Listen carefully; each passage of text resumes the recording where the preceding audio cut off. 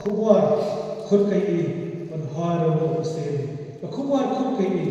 bo lai bo kermeni ha kris to khubwar ka khat ni bengin kermen ha kris kama ka cembipan ka kalong ka bajalong sisa shwa ban shong estar ka khat ni bang banamar ba kris ka cembipan to min bat stem ya ka jingai How Chris namar idon ni nak jikirmen ke bahatan ya kepada sawan kasih ke jom apostol Paul Syabinon Kolosai dengan balai kom namar kata nadala pemip lem le pribar Chris to wa di ero di bahanen hag bawa Chris don usyom syagakti kamuan macam ni kata kata ke kubuar estar ke bakom santame hag ne kubuar kata pitip bagi kermen bahagia baik kesini Kris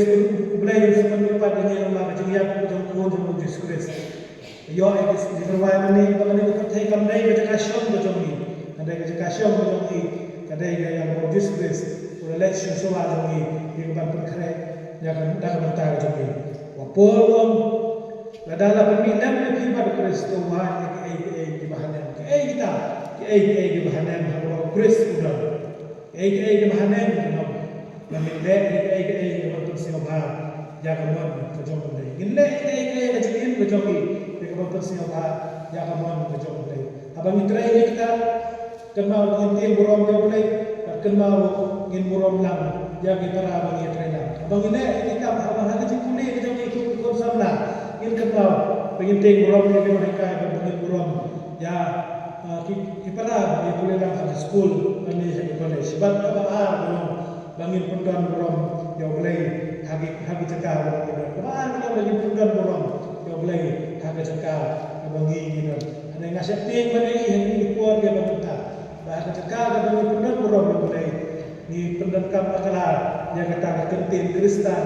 yang berkhot yang ini bon kemudian jom Kristen ramau kan hak balang jom ini hak balang jom ini hak balang kami hak cekal bangin pundan borom ya boleh ni penjak borom penban yang nong penim jongi wal siuspa yani kata kubur estar dekat yani bahaba yo Kris ubah mipat bagi bayam ban ngidon ke cikermen na kamta ka bala syai na cisni ke jongi to ngikum ki bangai to ngikum ki bala yo ya ke jing siuspa min kema ban sia bahaya oleh ban pendan borom yo haki por baro jong ke jingim ke jongi ublah yo ke ku na kamta borom ke jongi amen ini pendem kedua sesisir lupa kaingo imin maka cuma rekat kejauhan bagi sama ibu kubur berketin macam ni dua itu pendat yang sebab berku ikon kejauhan kita syak skor ibu kubur berketin ibu kubur macam ni ya rab aibor ini kunran makin mi nanti kibriu kubur sesuatu macam ni kibriu ki berkermen ni macam ni pat macam ni kibriu ki bersebah pedan borom ini mana kesini kejadian macam ni, simpi yang kami kesini berasa macam kan, banyak kejadian macam ni sebentar kesini,